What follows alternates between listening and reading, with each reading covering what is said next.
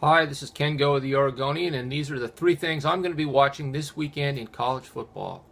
First, it's not really the weekend, but Thursday night, Oregon, Arizona, big game for the Ducks. Arizona's unbeaten, the biggest challenge Oregon has had since Michigan State. I don't think Arizona's good enough to be able to beat Oregon in Autzen. I know the Wildcats just hammered Oregon last year, but that was last year.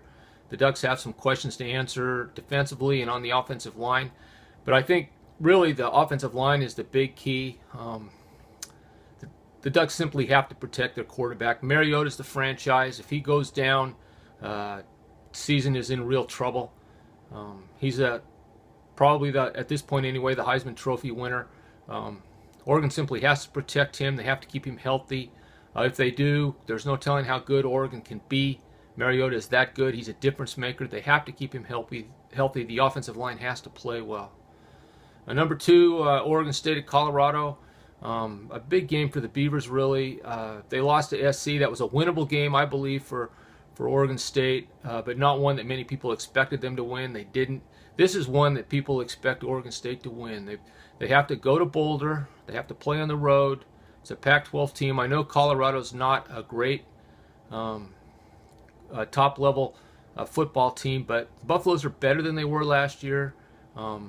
It's at a mile-high altitude. Oregon State's banged up on the defensive line. Really, this is a situation where you would like, if you were the Oregon State defensive coaches, to be able to rotate your defensive linemen. Their Beavers are very thin at defensive tackle.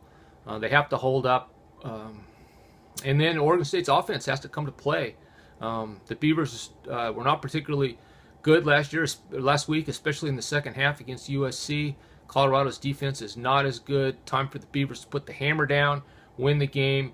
If they do, then I think that Oregon State's still in position to have a very good season. And number three, Utah, UCLA.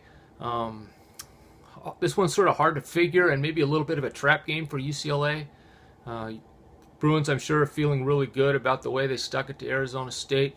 Last week, Utah is a little damaged, wounded from a subpar performance in the second half when the Utes let a 21-0 lead slip away, lost it in the fourth quarter by 1 point to Washington State.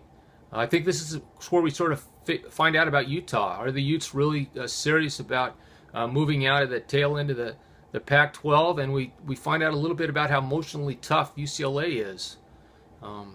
Be pretty easy for the Bruins to rest on their laurels. Yeah, we're really good, we're unbeaten and all that. But if that's what happens, Utah could pull a surprise. So those are the three things I'll be looking at. Oregon's offensive line has to protect Mariota. The Beavers, how emotionally strong are they?